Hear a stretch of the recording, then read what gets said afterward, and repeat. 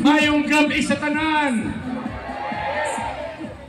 Manila, Luzon, Metro Manila, Visayas, Mindanao. Nandito po si Attorney J.V. Hinlo, numero 30 sa balota, nag-iisang representante ng Visayas. Kasama niyo po ngayon Pangulong Marcos. Pangulong Marcos, nag-umpisa tayo bilang unity team. Kaibigan nyo po kaming lahat. Lahat ng mga ito, kaibigan nyo. Lalo na si Attorney Vic Rodriguez. Kaibigan nyo po, Pangulong Marcos. Bakit sa ngayon, hati ang Pilipinas? Anong nangyari sa inyong unity team? Bakit nagkawatak-watak ang mga Pilipino? Bakit? Bakit, Pangulong Marcos? Bakit?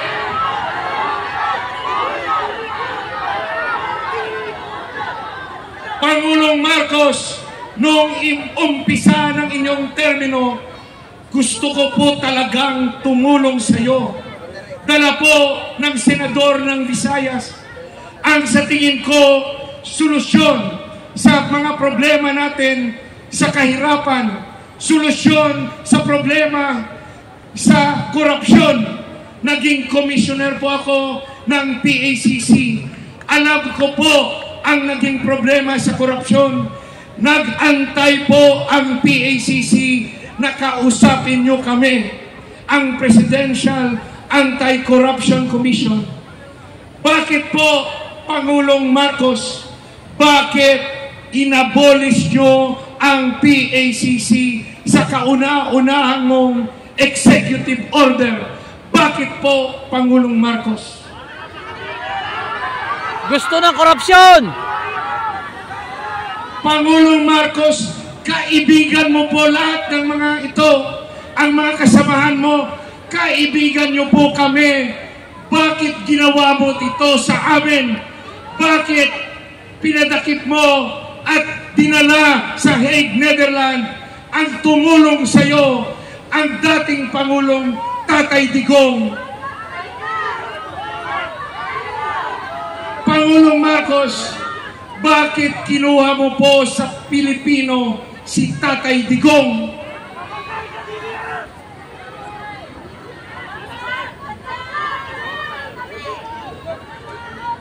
Pangulong Duterte, ang iyong kasangga sa Visayas na siyang tumulong na magkaroon ng first Mindanaoan President para sa Pilipinas.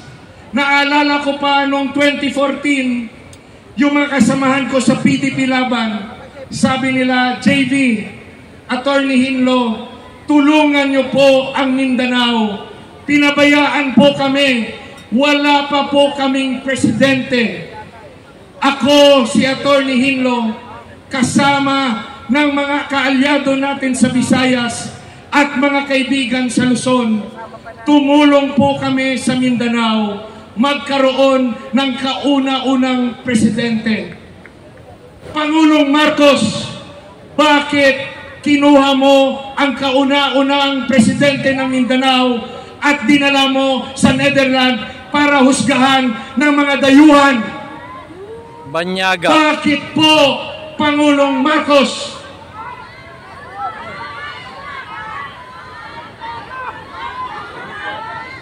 Mga kababayan kong Pilipino, Luzon, Visayas, Mindanao, Kapangayo, Bulig, Kapangayo, Tabang, humihingi ng tulong ang nag-iisang senador ng Visayas.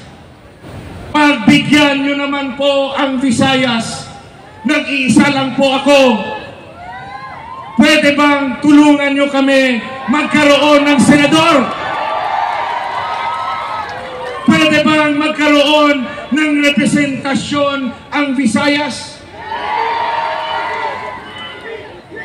Sana po bigyan nyo rin ng boses ang mga Visayans. Region 6 nga mga Ilonggo, Region 7 na mga Cebuano,